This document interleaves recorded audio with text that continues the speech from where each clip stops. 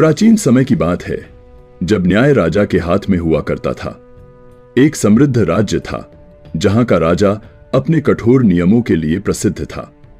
उसके दरबार में न्याय की कोई निश्चित प्रक्रिया नहीं थी। जो राजा ने कहा वही अंतिम निर्णय माना जाता था। उस राज्य में एक बुद्धिमान और नेक दिल महिला रहती थी जिसका नाम सुमति था। वह अपनी माता पिता की इकलौती संतान थी और उनका पालन पोषण बड़े प्रेम से करती थी।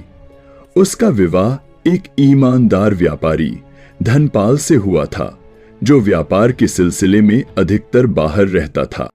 एक दिन जब धनपाल एक दूर के नगर में व्यापार के लिए गया हुआ था, तब राजा के सैनिक सुमति के घर पहुंचे और उसे गिरफ्तार कर लिया। जब उसने कारण पूछा तो सैनिकों ने बताया कि राजा ने उसे राजकोष से सोना चुराने का अपराधी घोषित किया है। सुमति यह सुनकर स्तब्ध रह गई। उसने कभी भी राजमहल के अंदर कदम तक नहीं रखा था, तो फिर चोरी का आरोप कैसे? अगले दिन सुमति को राजा के दरबार में लाया गया।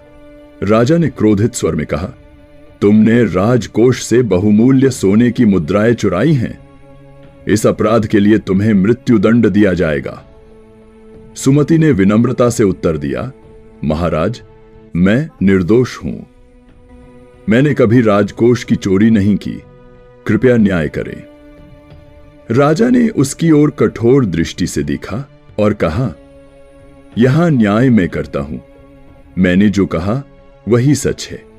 सुमति ने हार नहीं मानी। उसने कहा, महाराज, यदि आप मेरी बात नहीं मानते तो कम से कम मुझे यह साबित करने का अवसर दें कि मैं निर्दोष हूं। राजा को विश्वास था कि सुमति दोषी है, लेकिन उसने उसे 3 दिन का समय दे दिया। सुमति ने दरबार से निकलते ही यह पता लगाने का निर्णय लिया कि उसके खिलाफ साजिश किसने रची।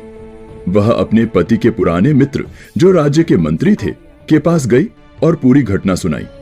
मंत्री ने बताया कि असली अपराधी राजमहल का ही एक विश्वास पात्र मंत्री विक्रम था, जिसने राजकोष से सोना चुराकर सारा दोष सुमति पर डाल दिया। मंत्री ने सुमति की मदद करने का वचन दिया। अगले दिन उन्होंने गुप्तचरों के माध्यम से प्रमाण एकत्र किए और राजा के सामने पेश किए। जब तीसरा दिन आया तो सुमति को फिर से दरबार में बुलाया गया। राजा ने व्यंग्यपूर्ण स्वर में कहा, क्या तुम अपने निर्दोष होने का प्रमाण ला पाई? सुमति ने हिम्मत से उत्तर दिया, हाँ महाराज। उसने वह सारे प्रमाण राजा के सामने रखे जिनमें यह स्पष्ट था कि चोरी विक्रम ने की थी। जब राजा ने सच्चाई जानी तो वह क्रोधित हो गया और विक्रम को तुरंत गिरफ्तार करने का आदेश दिया।